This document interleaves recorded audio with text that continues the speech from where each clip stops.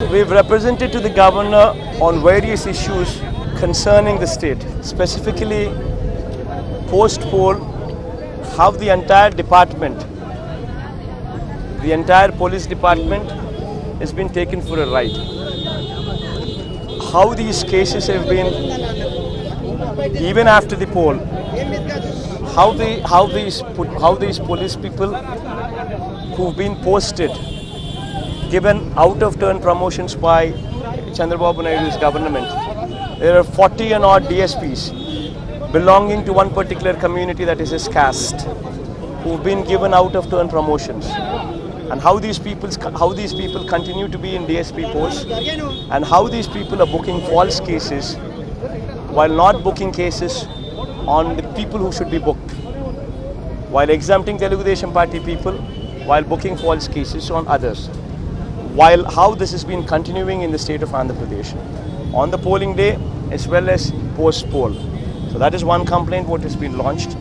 And also we've asked the governor to also instruct the chief secretary to ensure that this budget of Chandrababu Naidu's government is strictly vote on account budget.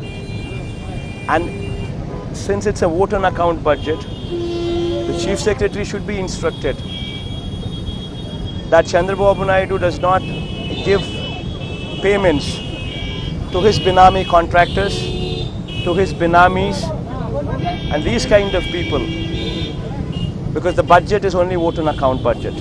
So it's very important that these people wait till the new government takes over, so that everything could be properly inquired before payments could be released.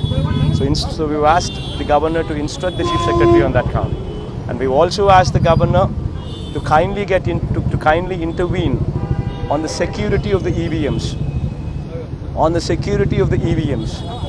because yesterday we have seen in the newspapers that one of the strong room in Krishna district was literally opened by the RDO without giving intimation to the MLA candidates who contested there. I mean, they have no authority to do so. How is it that the strong room could be opened? How is it that few EVMs could be removed from that place without the contested candidate, that is without our party representatives being there?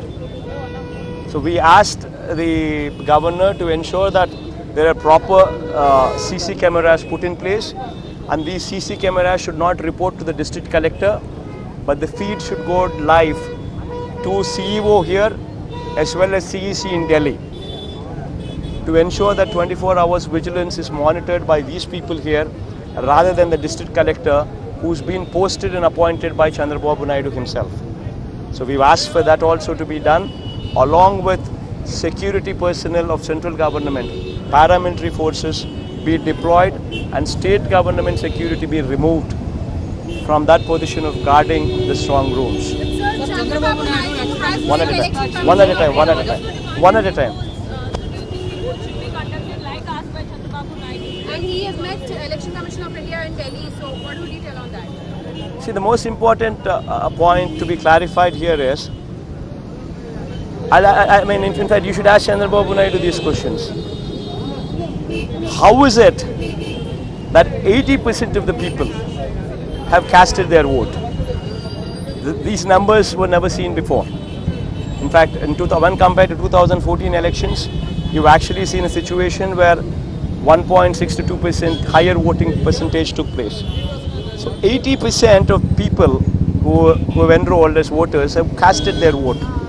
And 80% of them who casted their vote pressed the button on the EVM, verified their vote with the VVPATs, what is also displayed in every EVM once they press the button. So the voter has gone inside, pressed the EVM button, verified with the VVPATs that the same vote has been casted, and then he was satisfied. Then he left the booth.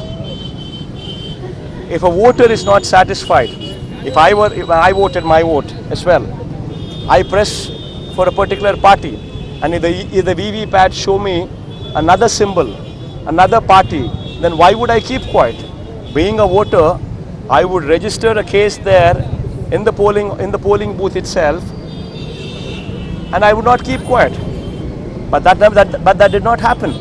80% of the people have voted, and they have seen which party they voted in the VVPATs, and then they were convinced, and then they left the booth. So why should Chandrababu Naidu now make an issue out of it when there is no issue there? Number one. Number two, you should also ask Chandrababu Naidu this one more question. Before the polling starts, there is a mock polling what takes place in every booth, where you have agents of all the parties who are sitting in the booth as booth agents. They test the EVMs, casting 50 votes.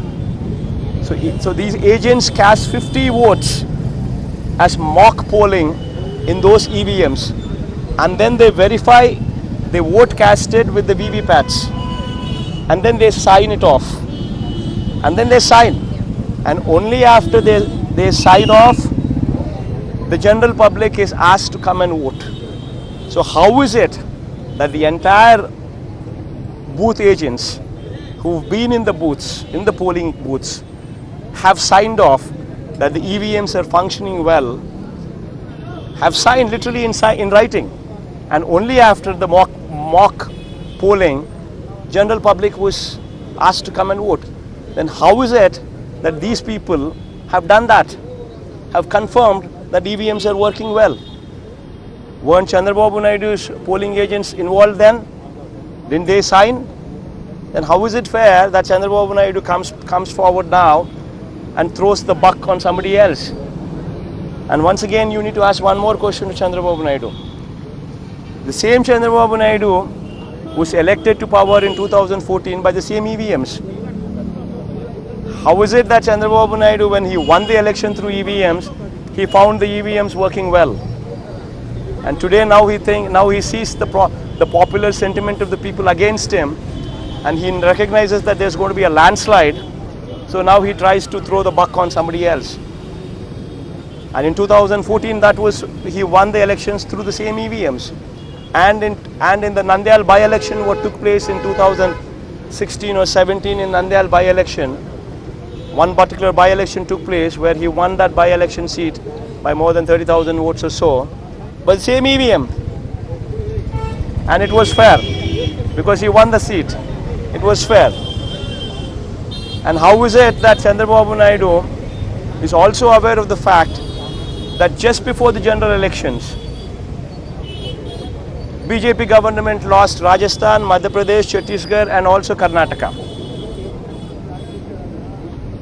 Any party in ruling losing 4 general elections just 3 months before the general election is going to be, it's going to hit them hard. Every party knows that.